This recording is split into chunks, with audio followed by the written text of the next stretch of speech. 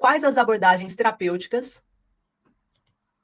Essas são perguntas que eu recebo e todas as segundas, então, a gente faz essa live trazendo aí respostas para vocês que possam vos ajudar a atender com mais segurança, tá, terapeutas? Quais as abordagens terapêuticas têm se mostrado mais eficazes no tratamento da ansiedade e depressão? Bem, no panorama atual, já é consensual que a psicofármaca é a que menos resulta. Então, é consensual já. Você pode pesquisar em qualquer site, você pode pesquisar no ChatGPT, se você quiser, e você vai ver que só o uso de medicamentos ele não vai trazer resultados para o paciente ansioso e depressivo. Ele vai ajudar e vai auxiliar o processo, ou seja, vai fazer com que seja menos dorido. É a mesma coisa de você ter passado por um processo cirúrgico, né, e você não tomar um anti-inflamatório ou um remédio para dor, né? Vai doer mais, vai ser mais difícil para você o processo de recuperação, porque você vai sentir dor todos os dias. Agora, quando você toma esse fármaco, ele anestesia o seu corpo e faz com que você sinta menos dores. Então, já sabemos que a medicação em si só, ela não vai fazer com que um paciente deixe de ter ansiedade ou depressão, né? Rasas as exceções. Existe uma porcentagem, tá? A volta de 3, qualquer coisa de porcentagem dos pacientes que tomam em 100%, 3, qualquer coisa, só com a medicação conseguem ter uma melhora significativa. Mas não significa que vai evitar processo de recaída. Agora, quando nós olhamos no panorama atual, nós sabemos, por exemplo, a TCC, que traz aí bons resultados, a terapia comportamental cognitiva, auxiliada com psicofármaca, traz assim um resultado melhor nos tradicionais, tá, gente? Vou começar pelos tradicionais. A gente sabe também que a técnica Gestalt ajuda um paciente, principalmente ansioso e depressivo, a lidar com o seu dia a dia, né? Fazer alguma situação que traga melhores resultados para eles no dia a dia, em tarefas diárias, o que eles podem fazer para melhorar. Nós sabemos também que um processo de desinflamação intestinal traz assim bons resultados para um paciente, porque pode fazer com que ele volte a ativar o seu sistema imunológico de uma forma que esteja prejudicando, né? Ou seja, o que estava prejudicando o seu cérebro agora volta a ficar mais forte, ou seja, ele volta a produzir os neurotransmissores essenciais que a gente poderia pegar os psicobióticos, por exemplo, em questão intestinal e fazer essa introdução para o paciente tomar essa medicação e ficar melhor, né? Medicação natural, né? No caso aí. Então, existem pequenas coisas que se falam mais. Quando a gente está falando assim de terapias, né, nós sabemos que processo de acupuntura traz uma certa melhora, que processo de shiatsu traz uma certa melhora, nós sabemos que reflexologia traz uma certa melhora, aromaterapia traz uma certa melhora. Agora, o que vai resultar, gente? Foi isso que eu quis fazer quando eu criei a terapia biomicrohertz. É conseguir conjugar de uma forma integrativa as soluções que trazem melhores resultados para um paciente para exponenciar o processo de cura. E como que a gente consegue fazer isso, então? A gente precisa entender que a ansiedade e depressão é uma doença psicossomática, ou seja, ela passou por um trauma emocional, e esse trauma emocional pode ter ficado alojado em dois níveis, a mente consciente e a mente subconsciente. A mente consciente é tudo que o paciente lembra que ele passou. A mente subconsciente é o que ele não lembra, mas o corpo dele lembra.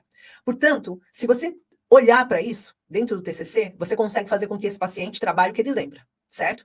Dentro da Gestalt, você consegue trabalhar com o que o paciente lembra. Mas e o que ele não lembra? Você sabia que o que ele não lembra é mais forte do que o que ele lembra? Sabe quando você não consegue sair de uma situação que você tem consciência, mas você não sabe por que você não sai? Crise de ansiedade é isso. A crise de ansiedade, às vezes você está no meio de uma crise de ansiedade, o seu corpo está ali com resposta, você sabe que não está acontecendo nada de ruim, você sabe que você está no escritório sentado, seu coração está acelerado, você está pensando que vai morrer, você sabe que não é um infarto, provavelmente, mas você continua achando que é o fim, que você está com aquele infarto. E por que isso? Porque o seu cérebro sabe que provavelmente é uma crise de ansiedade, mas o seu corpo está trazendo sintomas que colocam você em dúvida. E você não consegue ter uma resposta. E o que são esses sintomas que colocam você em dúvida? As suas memórias subconscientes. Então, tudo que é subconsciente, ele age por cima da mente consciente. Um exemplo básico é eu virar para você e dizer assim, você tem mais de 100 mil euros na sua conta. E se você sabe que você não tem, você vai dizer, não, eu não tenho. Certo?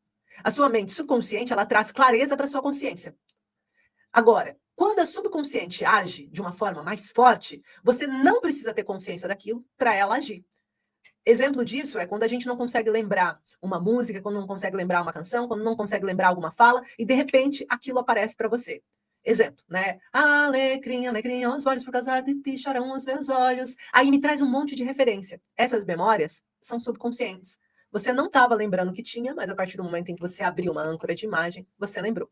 Então, as técnicas terapêuticas que trazem um melhor resultado atualmente é aquelas que vão agir nesses três níveis, que vão agir na mente consciente, subconsciente do paciente através do campo emocional, mental, e quando eu falo mental, é essa questão de por que eu agora, quando vejo a minha mãe, entro em crise de ansiedade? Por que quando o meu telefone toca, eu fico ansiosa? Por que quando eu estou em lugares públicos cheios de pessoas, eu reajo diferente do que eu sempre reagi?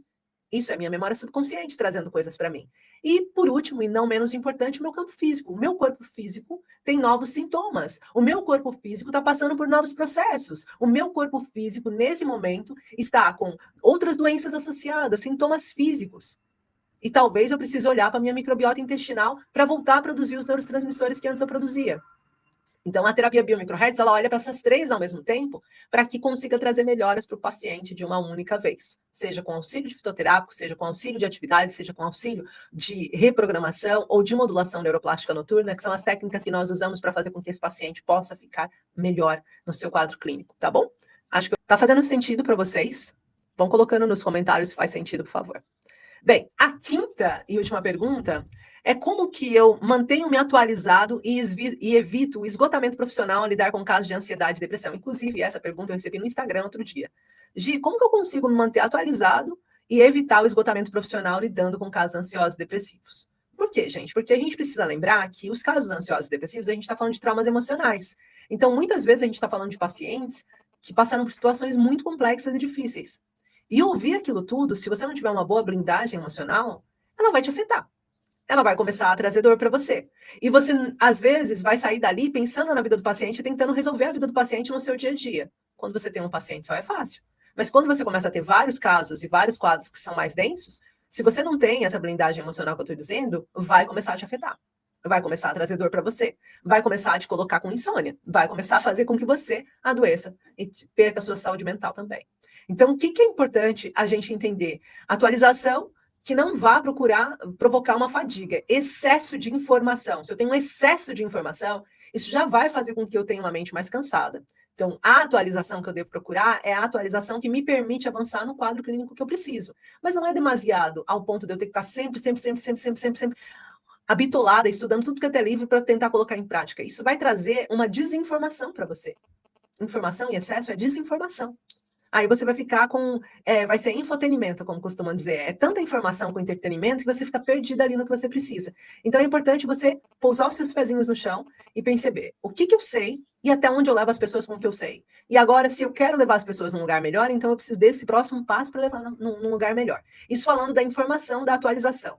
Agora, como que eu evito, né, como que eu evito o meu esgotamento físico e emocional, o meu esgotamento profissional ao lidar com casos ansiosos e depressivos? Eu preciso de uma blindagem emocional. Eu preciso conseguir entender que o quadro daquele paciente que está com questões emocionais muito difíceis e densas precisa ser levado em consideração, mas é no tempo em que eu estou atendendo aquela pessoa, né? Quando eu termino aquele atendimento, eu preciso, de uma certa forma, conseguir fazer a minha blindagem emocional, para que eu consiga, a partir daí, ficar melhor, e o paciente também, eu saber que quando eu abro aquela gaveta, é do paciente, não minha, tá? Então, isso é uma das coisas muito importantes.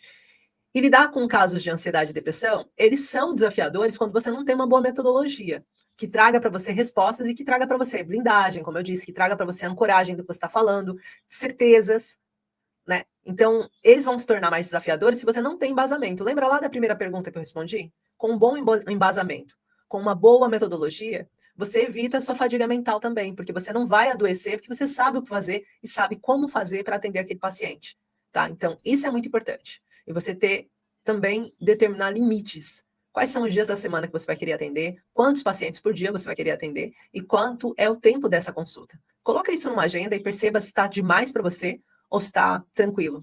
Quando tiver demais, tire 1 ou 2 pacientes.